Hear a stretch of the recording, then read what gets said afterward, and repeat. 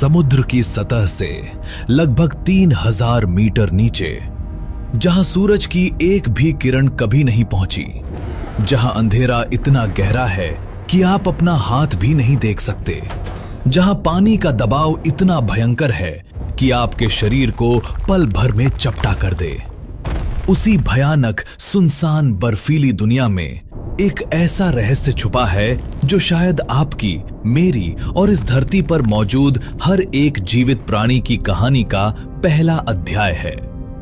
सन 1977 प्रशांत महासागर के बीचों बीच अमेरिकी वैज्ञानिकों की एक टीम एक छोटी सी पनडुब्बी में बैठकर समुद्र की सबसे गहरी खाइयों में उतर रही थी। उनका मिशन था गैलापागोस द्वीप के पास समुद्र तल की जांच करना, लेकिन जो उन्होंने वहां देखा वो उनकी कल्पना से परे था। उन्हें लगा जैसे वे किसी दूसरे ग्रह पर पहुंच गए हों। अचानक उस घने अंधेरे में उन्हें दिखा एक विशालकाय चिमनी जैसा ढांचा, जिसमें से काला धुआं उबल रहा था। हाँ, आपने सही सुना, समुद्र के भीतर, पानी के अंदर धुआं, और वो भी कोई साधारण धुआं नहीं, बल्कि खौलता हुआ मिनरल से भरा 340 डिग्री सेल्सियस तक गर्म पानी का फव्वारा। वैज्ञानिक सकते में आ गए, क्योंकि इतनी गहराई में, इतने ठंडे पानी में ऐसी गर्मी, ये कैसे संभव था। लेकिन असली चौंकाने वाली बात तो अभी बाकी थी। जब उन्होंने अपनी पनडुब्बी की रोशनी उस चिमनी के आसपास डाली तो उन्हें दिखे जीव। हाँ, जीवित प्राणी, लेकिन ऐसे जीव जो किसी डरावने सपने से निकले लगते थे। बिना आंखों वाले झींगे, 3 मीटर लंबे सफेद ट्यूब वॉर्म्स, विशालकाय क्लैम्स, सब के सब उस नर्क जैसी जगह पर बिना सूरज की रोशनी के खुशहाली से जी रहे थे। ये वो पल था जब विज्ञान की दुनिया हिल गई, क्योंकि उस दिन तक हम यही मानते थे कि धरती पर हर जीवन का आधार सूरज है। फोटोसिंथेसिस यानी पेड़ पौधे सूरज की रोशनी से अपना भोजन बनाते हैं और फिर बाकी सारे जीव उन पर निर्भर रहते हैं। लेकिन यहां समुद्र की इस गहराई में, जहां सूरज की रोशनी का नामो निशान नहीं, वहां एक पूरी की पूरी दुनिया फल फूल रही थी। तो सवाल यह था, कैसे?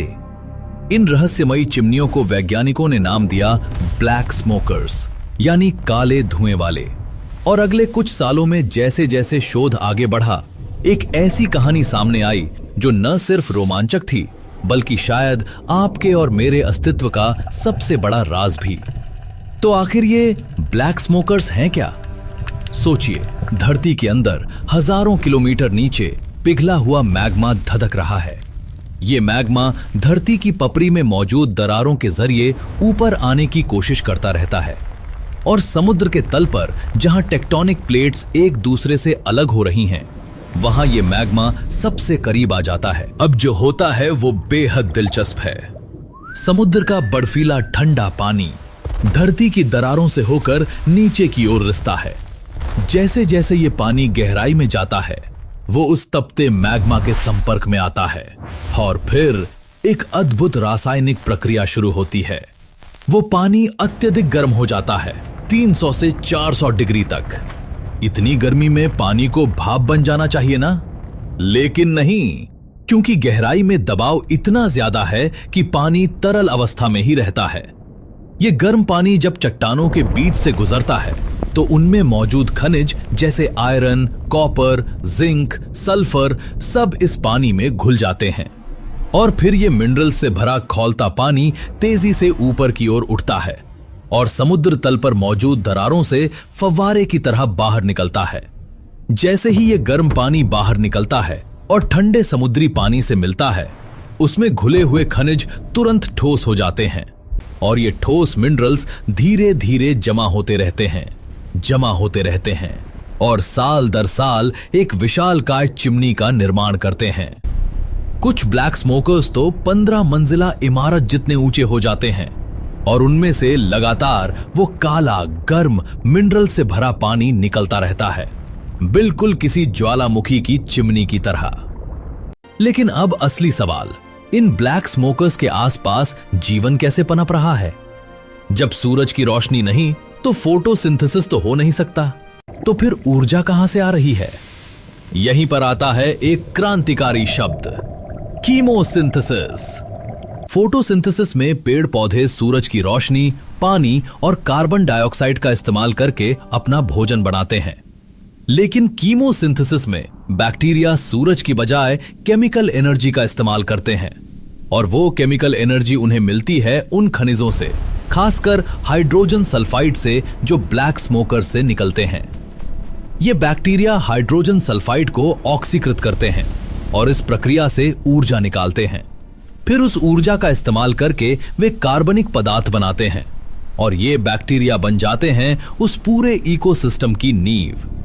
बाकी सभी जीव, वो विशालकाय ट्यूब वर्म्स, वो अजीब से दिखने वाले झींगे, वो क्लैम्स, सभी प्रत्यक्ष या अप्रत्यक्ष रूप से इन बैक्टीरिया पर निर्भर हैं। सबसे हैरान करने वाली बात तो यह है कि वो 3 मीटर लंबे ट्यूब वर्म्स, उनके पास ना मुंह है, ना पेट, ना कोई पाचन तंत्र। तो वो खाते कैसे हैं? दरअसल उनके शरीर के अंदर खास तरह के बैक्टीरिया रहते हैं।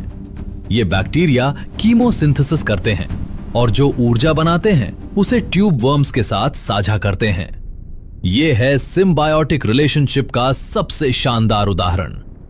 और अगर आप सोच रहे हैं कि ये सब सिर्फ कुछ अजीब जीवों की कहानी है, तो रुकिए, क्योंकि अब हम बात करने वाले हैं उस सिद्धांत की जो शायद आपके अस्तित्व का सबसे बड़ा सच है। आज से लगभग 4 अरब साल पहले जब धरती बनी ही थी, तब यह ग्रह रहने लायक बिल्कुल नहीं था।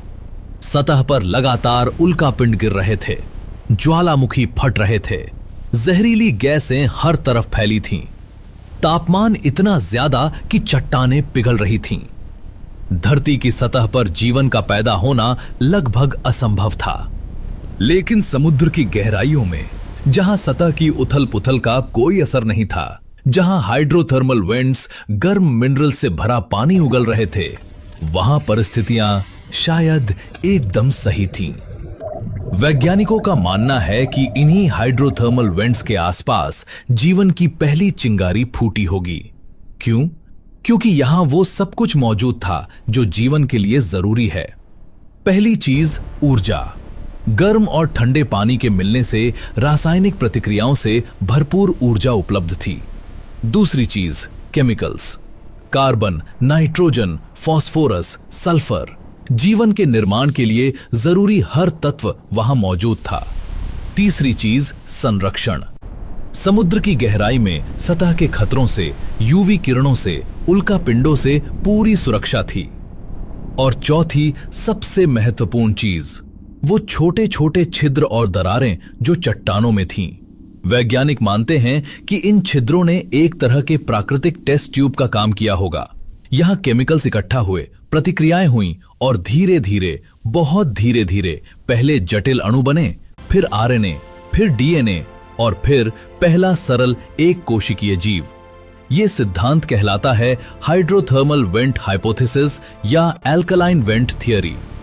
लेकिन रुकिए, मैंने अभी एल्कलाइन वेंट कहा ना, तो क्या ब्लैक स्मोकर से अलग भी कुछ है? बिल्कुल, और यहीं पर कहानी और भी दिलचस्प हो जाती है। सन 2000 में अटलांटिक महासागर के बीच में वैज्ञानिकों को मिला एक और प्रकार का हाइड्रोथर्मल वेंट फील्ड। इसका नाम रखा गया द लॉस्ट सिटी, यानी खोया हुआ शहर। और सच में जब आप इसकी तस्वीरें देखते हैं तो लगता है जैसे किसी प्राचीन सभ्यता के खंडहर हों। सफेद चूने जैसे टावर 60 मीटर तक ऊंचे, बिल्कुल किसी परी कथा के महल की तरह। लेकिन लॉस्ट सिटी ब्लैक स्मोकर्स से बिल्कुल अलग है। ब्लैक स्मोकर्स अम्लीय होते हैं और बहुत ज्यादा गर्म, लेकिन लॉस्ट सिटी के वेंट्स क्षारीय हैं और तापमान 40 से 90 डिग्री के बीच, यानी गर्म तो हैं लेकिन उतने नहीं जितने ब्लैक स्मोकर्स। और कई वैज्ञानिकों का मानना है कि जीवन की शुरुआत असल में ब्लैक स्मोकर्स में नहीं बल्कि इन एल्कलाइन वेंट्स में हुई होगी। क्यों? क्योंकि यहां पीएच ग्रेडियंट होता है, यानी क्षारीय गर्म पानी और अम्लीय समुद्री पानी के बीच का अंतर। और ये पीएच ग्रेडियंट एक तरह की प्राकृतिक बैटरी का काम करता है। आज हमारी कोशिकाओं में भी ऐसा ही पीएच ग्रेडियंट होता है जो ऊर्जा बनाने में मदद करता है। तो क्या यह संभव है कि सबसे पहली कोशिकाओं ने इसी प्राकृतिक पीएच ग्रेडियंट का फायदा उठाया हो? बहुत से वैज्ञानिक इस बात पर यकीन कर रहे हैं। उनका कहना है कि लॉस्ट सिटी जैसे एल्कलाइन वेंट्स ही वो असली कोख थे जहां जीवन ने पहली बार आकार लिया। ब्लैक स्मोकर्स बाद में आए जब जीवन थोड़ा विकसित हो चुका था।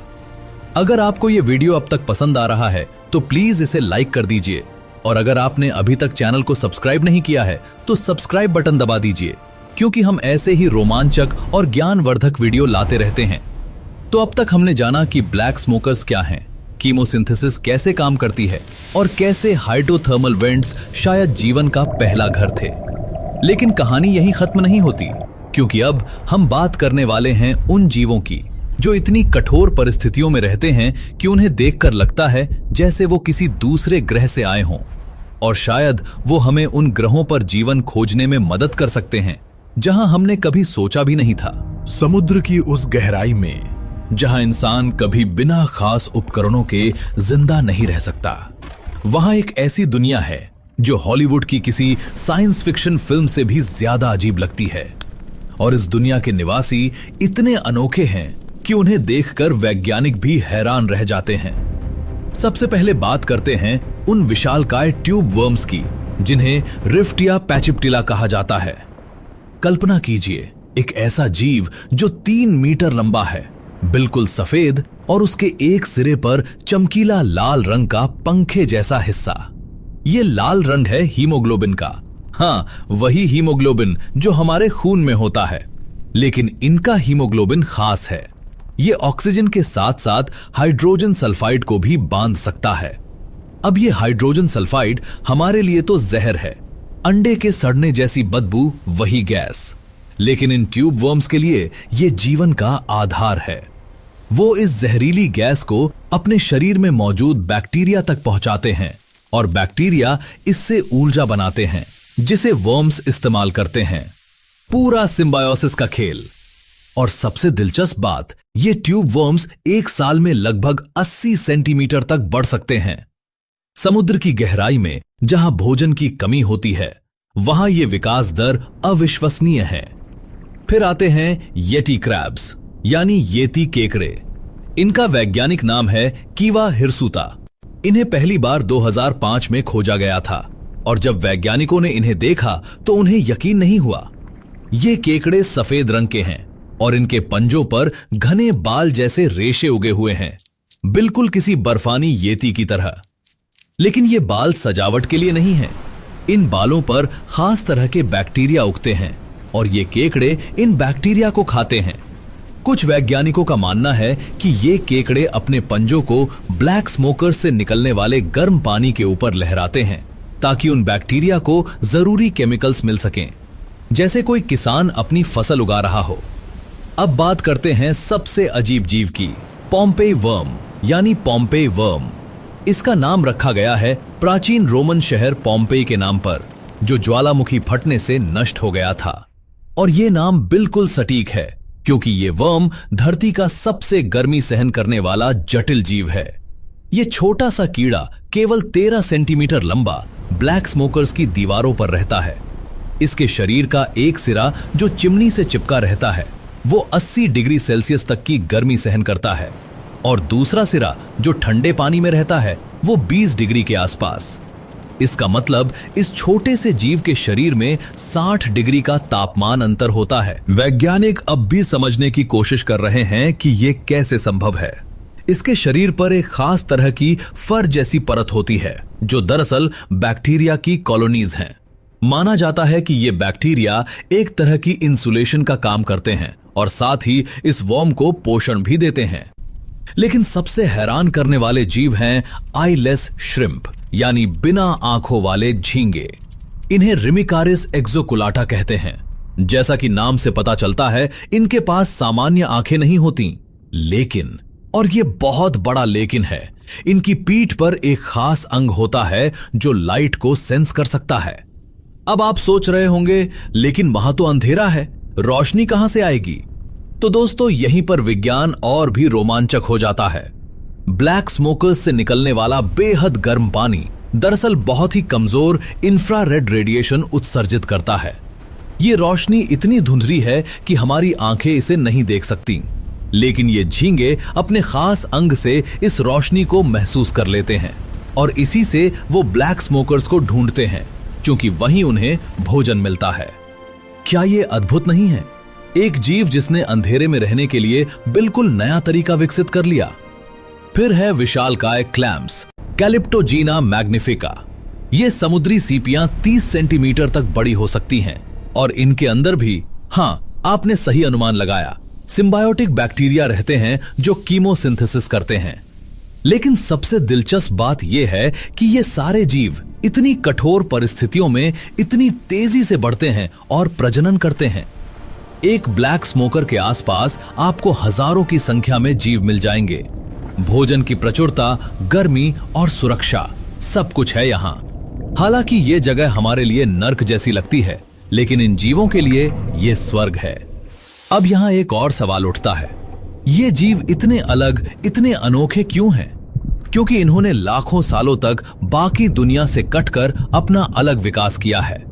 हर ब्लैक स्मोकर फील्ड एक अलग द्वीप की तरह है। वहां पहुंचना मुश्किल है, वहां से निकलना भी मुश्किल। तो हर जगह के जीव अलग तरीके से इवॉल्व हुए।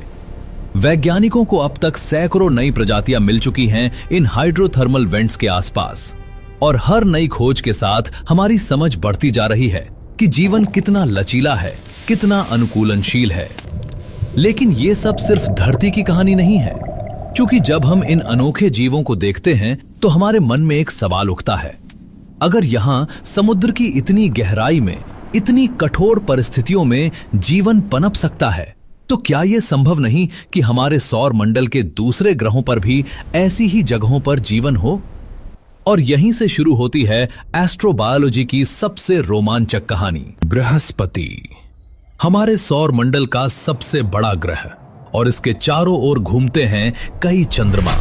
उनमें से एक है यूरोपा। यूरोपा ये चांद बर्फ से ढका हुआ है, लेकिन वैज्ञानिकों का मानना है कि इस बर्फ की मोटी परत के नीचे एक विशाल महासागर है, और ये महासागर शायद धरती के सारे महासागरों से ज्यादा पानी रखता है। लेकिन सवाल यह है, वहां पानी तरल कैसे है? इतनी दूर, सूरज से इतनी दूरी पर, जहां तापमान -180 डिग्री तक पहुंच जाता है। जवाब है टाइडल हीटिंग। बृहस्पति की प्रबल गुरुत्वाकर्षण शक्ति यूरोपा को लगातार खींचती और धकेलती रहती है।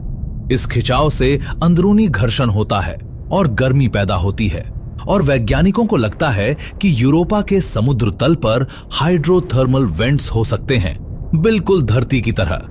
अगर वहां वेंट्स हैं तो वहां कीमोसिंथेसिस हो सकता है, और अगर कीमोसिंथेसिस हो सकता है तो जीवन भी हो सकता है। नासा और ईसा दोनों ही यूरोपा के लिए मिशंस की योजना बना रहे हैं। उनका लक्ष्य है बर्फ की परत को भेदना और उस छुपे हुए महासागर तक पहुंचना, और अगर वहां कुछ मिला तो ये मानव इतिहास का सबसे बड़ा पल होगा। इसी तरह शनि का चंद्रमा एनसेलेडस ये छोटा सा चांद, केवल 500 किलोमीटर व्यास का, लेकिन कैसीनी स्पेसक्राफ्ट ने देखा कि इसकी सतह से विशाल गीजर फूट रहे हैं। पानी और बर्फ के फव्वारे अंतरिक्ष में सैकड़ों किलोमीटर ऊपर तक उठ रहे हैं, और जब वैज्ञानिकों ने इस पानी का विश्लेषण किया तो उन्हें मिले ऑर्गेनिक मॉलिक्यूल्स, हाइड्रोजन, मीथेन और सबसे महत्वपूर्ण सिलिका के कण।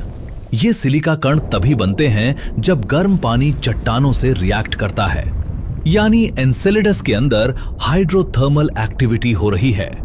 कल्पना कीजिए, शनि के इस छोटे से चांद में बर्फ के नीचे एक गर्म समुद्र, और उसमें शायद हाइड्रोथर्मल वेंट्स और शायद सूक्ष्म जीवन। और ये सिर्फ कल्पना नहीं है, वैज्ञानिक गंभीरता से इस पॉसिबिलिटी पर काम कर रहे हैं। धरती के ब्लैक स्मोकर्स ने हमें सिखाया है कि जीवन को सूरज की रोशनी की जरूरत नहीं है। जीवन को बस चाहिए पानी, ऊर्जा और सही केमिकल्स, और ये सब यूरोपा और एनसेलेडस में मौजूद हो सकते हैं। यहां तक कि टाइटन, शनि का सबसे बड़ा चंद्रमा, जहां मीथेन की झीलें हैं, वहां भी एक अलग तरह का जीवन हो सकता है। हालांकि वो पानी पर आधारित नहीं होगा, लेकिन मीथेन पर आधारित हो सकता है। ब्लैक स्मोकर्स ने हमारी जीवन की परिभाषा ही बदल दी है। पहले हम सोचते थे कि जीवन के लिए धूप, हल्का तापमान और ऑक्सीजन जरूरी है, लेकिन अब हम जानते हैं कि जीवन बहुत ज्यादा लचीला है। वो सबसे कठोर जगहों पर सबसे अप्रत्याशित तरीकों से पनप सकता है। इसीलिए जब हम अंतरिक्ष में जीवन खोजते हैं तो अब हम सिर्फ अर्थ लाइक ग्रहों तक सीमित नहीं रहते। हम उन जगहों को भी देखते हैं जो सतह पर मृत लगती हैं, लेकिन अंदर गहराई में शायद एक पूरी दुनिया छुपी हो। और अब जब हम इस पूरी यात्रा के अंत में पहुंच रहे हैं तो एक पल रुककर सोचिए, आज से करीब 50 साल पहले तक हमें यह भी नहीं पता था कि ब्लैक स्मोकर्स जैसी कोई चीज भी है। और फिर 1977 में जब पहली बार वैज्ञानिकों ने उन्हें देखा तो पूरे विज्ञान की दुनिया हिल गई, क्योंकि उस एक खोज ने हमारी सोच को पूरी तरह बदल दिया। आज हम जानते हैं कि धरती के महासागरों में हजारों की संख्या में हाइड्रोथर्मल वेंट्स मौजूद हैं। मध्य अटलांटिक रिज से लेकर प्रशांत महासागर के सबसे गहरे हिस्सों तक हर जगह। और हर साल वैज्ञानिक नए वेंट्स खोज रहे हैं, नई प्रजातियां खोज रहे हैं, नए रहस्यों को सुलझा रहे हैं। लेकिन सबसे बड़ा सवाल अभी भी अनुत्तरित है। क्या सच में 4 अरब साल पहले किसी हाइड्रोथर्मल वेंट के पास पहली बार एक अणु ने अपनी प्रतिलिपि बनाई थी? क्या वहीं उस अंधेरी, गर्म, खतरनाक जगह पर जीवन की पहली चिंगारी फूटी थी? अभी तक हमारे पास पक्के सबूत नहीं हैं, लेकिन सारे संकेत, सारी परिस्थितियां एक ही दिशा में इशारा करती हैं। और जैसे जैसे हम और गहराई में जा रहे हैं और पुरानी चट्टानों का अध्ययन कर रहे हैं, हम उस जवाब के करीब पहुंच रहे हैं। कुछ वैज्ञानिकों का मानना है कि अगले 10-20 सालों में हम प्रयोगशाला में हाइड्रोथर्मल वेंट जैसी परिस्थितियां बनाकर निर्जीव पदार्थों से सजीव कोशिकाएं बना सकेंगे। अगर ऐसा हुआ तो यह विज्ञान की सबसे बड़ी उपलब्धि होगी। हम न सिर्फ ये समझ पाएंगे कि जीवन कैसे शुरू हुआ, बल्कि हम खुद जीवन को क्रिएट कर सकेंगे। और इसके बहुत बड़े मायने हैं। अगर हम जानते हैं कि जीवन कैसे बनता है तो हम बीमारियों से लड़ सकते हैं, नई दवाइयां बना सकते हैं, पर्यावरण को बचा सकते हैं और यहां तक कि दूसरे ग्रहों को टेराफॉर्म करके रहने लायक बना सकते हैं। लेकिन ब्लैक स्मोकर्स सिर्फ भविष्य के बारे में नहीं, बल्कि हमारे अतीत के बारे में भी बताते हैं। वो हमें याद दिलाते हैं कि हम कहां से आए हैं, कि हमारे पूर्वज शायद वो सूक्ष्म बैक्टीरिया थे जो किसी गर्म वेंट के पास अंधेरे में जीवित रहने के लिए संघर्ष कर रहे थे। और फिर करोड़ों सालों में धीरे धीरे वो बैक्टीरिया कॉम्प्लेक्स बने, फिर बहुकोशिकीय जीव बने, फिर मछलियां, फिर उभयचर, फिर सरीसृप, फिर स्तनधारी और फिर हम इंसान, जो आज अंतरिक्ष में जा रहे हैं, एआई बना रहे हैं और अपनी उत्पत्ति के रहस्य को समझने की कोशिश कर रहे हैं। ये सफर इतना लंबा, इतना अविश्वसनीय, लेकिन सच। और इसकी शुरुआत शायद एक ब्लैक स्मोकर के पास हुई थी। आज भी जब कोई वैज्ञानिक पनडुब्बी में बैठकर समुद्र की गहराई में उतरता है और किसी नए हाइड्रोथर्मल वेंट को देखता है, तो वो सिर्फ एक जियोलॉजिकल फीचर नहीं देख रहा होता, वो देख रहा होता है एक टाइम मशीन जो उसे 4 अरब साल पीछे ले जा रहा है। उस पल में जब पहली बार निर्जीव पदार्थ ने सजीव का रूप लिया था। और अब जब हम यूरोपा और एनसेलेडस की ओर मिशंस भेज रहे हैं, तो हम सिर्फ एलियंस नहीं खोज रहे, हम खोज रहे हैं अपने कॉस्मिक कजन्स, जो शायद वहां किसी दूसरे ग्रह के हाइड्रोथर्मल वेंट्स के पास उसी तरह जीवन जी रहे हों जैसे कभी हमारे पूर्वज जीते थे। कल्पना कीजिए, अगर हमें यूरोपा में जीवन मिल गया, भले ही वो सिर्फ बैक्टीरिया हों, लेकिन इसका मतलब होगा कि ब्रह्मांड में हम अकेले नहीं हैं। इसका मतलब होगा कि जीवन एक सामान्य घटना है, जहां भी सही परिस्थितियां हैं वहां जीवन पनप सकता है। और अगर ऐसा है तो सोचिए कितने ग्रहों पर, कितने चंद्रमाओं पर शायद इसी पल जीवन मौजूद है। शायद कहीं सिर्फ बैक्टीरिया हैं, शायद कहीं जटिल जीव हैं और शायद कहीं हमसे भी ज्यादा बुद्धिमान सभ्यताएं हैं। ब्लैक स्मोकर्स ने हमें यह सबक सिखाया है कि हमें अपनी सोच को सीमित नहीं रखना चाहिए। प्रकृति हमारी कल्पना से कहीं ज्यादा रचनात्मक है, जीवन हमारी सोच से कहीं ज्यादा मजबूत और अनुकूलनशील है। और शायद जब हम अंततः किसी दूसरे ग्रह पर जीवन खोज लेंगे, तो वो कोई हरा भरा जंगल नहीं होगा। वो होगा एक अंधेरी गुफा, या बर्फ के नीचे छुपा हुआ समुद्र, या किसी ज्वालामुखी के पास का गर्म झरना। क्योंकि अब हम जानते हैं कि जीवन को रोशनी की नहीं, बस एक मौके की जरूरत है। तो दोस्तों, अगली बार जब आप समुद्र को देखें तो याद रखिएगा कि उसकी गहराइयों में एक ऐसी दुनिया है जो हमसे भी पुरानी है। एक ऐसी दुनिया जिसने शायद हम सबको जन्म दिया, और आज भी वो दुनिया वहां मौजूद है, अपने रहस्यों को समेटे हमारे सवालों के जवाब देने के लिए तैयार। विज्ञान की यही खूबसूरती है, हर जवाब 10 नए सवाल खड़े कर देता है। ब्लैक स्मोकर्स की खोज ने हमें बहुत कुछ सिखाया, लेकिन अभी बहुत कुछ जानना बाकी है, और शायद अगले कुछ सालों में कोई नया वैज्ञानिक कोई नई खोज करेगा जो फिर से हमारी दुनिया को हिला देगी। और हो सकता है उस खोज में आपका भी हाथ हो। हाँ, आप जो अभी ये वीडियो देख रहे हैं, क्योंकि जब आप इन चीजों के बारे में जानते हैं, जब आप सवाल पूछते हैं, जब आप क्यूरियस रहते हैं, तो आप भी विज्ञान का हिस्सा बन जाते हैं। तो अगर आपको ये वीडियो पसंद आया, अगर आपको लगा कि आपने कुछ नया सीखा, तो प्लीज इसे लाइक कीजिए और शेयर कीजिए।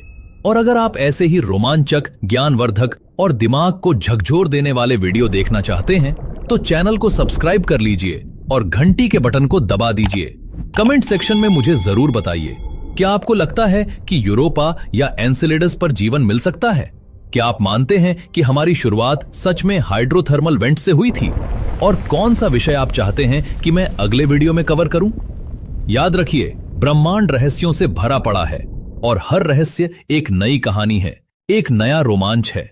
तो बने रहिए क्यूरियस, बने रहिए सवाल पूछते, और बने रहिए इस अद्भुत यात्रा का हिस्सा। मिलते हैं अगले वीडियो में एक नए रहस्य के साथ, एक नई खोज के साथ। तब तक के लिए कीप एक्सप्लोरिंग, कीप लर्निंग और कीप वंडरिंग। धन्यवाद।